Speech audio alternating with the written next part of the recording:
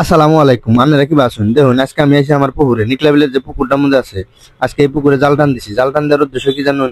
আজকে অনেক মাছ বেচবো, কারণ মাছ বেচার খুবই দরকার, টাকা পয়সা নাই, তার জন্য মাছ। এই যে দেখুন মাছগুলো চাপাইতেছি, চাপানোর সাথে সাথে দেখুন অনেক সুন্দর ইসা মাছ হয়েছে। ইসা মাছগুলা কিন্তু এই যে আমি দেখুন বাড়ির মধ্যে জায়গা জায়গা নিতেছি, কারণ এই জায়গায় ময়লা আবর্জনা সহ নিতেছি। ইসা মাছ তো আর ময়লা আবর্জনা ছাড়ে না, তার জন্য দেখুন ময়লা আবর্জনা সহ আমি নিয়ে যাইতেছি। যাই হোক, মাছগুলা চাপাইতেছি, দেখুন সুন্দরভাবে মাছগুলা কিন্তু অনেক হারাইতেছে, অনেক সুন্দর মাছ। এই মাছগুলা কাড়াই জালের মধ্যে নিয়ে যাচ্ছি, কারণ হলো কি জানুন?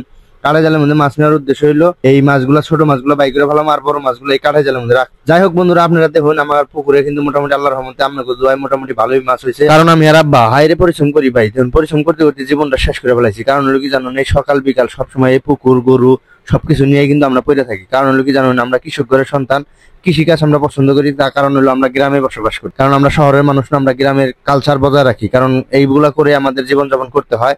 কারণ আমরা বেশি কিছু করতে পারি না, তার জন্য দেখুন আমরা এই যে মৎস্য চাষ এবং গরু চাষ সবকিছু উদ্যোক্তা নিয়ে, ধান চাষ করা সবকিছু করে আমরা কিন্তু সফলতা অর্জন করতে চাই। কারণ হলো কি জানেন? আমি একজন কৃষকের সন্তান, আপনাদের সামনে কিছু তুলে ধরতে চাই এবং আমি নিজে পরিশ্রম করে কিছু করতে চাই। কারণ আমাদের এই বাংলাদেশের মধ্যে দেখেন একজন বিসমিল্লাহ এগ্রো ভাই, সে কিন্তু মোটামুটি দেখেন নিজে পরিশ্রম করে অনেক কিছু করেছে এবং অনেক কিছু আপনাদেরকে দেখিয়েছে।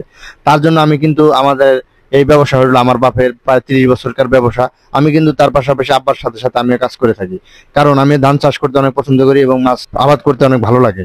আমি কিন্তু তার জন্য দেখেন আব্বার সাথে সাথে আমি সবসময়ের জন্য থাকি। এবং দেখেন আজকে কিন্তু আমরা সব জল্পনা কল্পনা শেষে কিন্তু মাছ মোটামুটি মাপা শুরু করে দিলাম। যাই হোক, আমাদের এই ভিডিওটি ভালো লাগলে আপনারা লাইক কমেন্ট শেয়ার করুন। এবং বাংলাদেশের মধ্যে উদ্যোক্তা হতে হলে নিজের কঠোর পরিশ্রম করতে হবে। পরিশ্রম না করলে কিন্তু কিছুই করা যাবে না। কারণ আমি নিজে পরিশ্রম করি এবং আমার বাবা আমার সাথে পরিশ্রম করে এবং বাবার সাথে আমি পরিশ্রম করি। ধন্যবাদ সকলকে। আসসালামু আলাইকুম।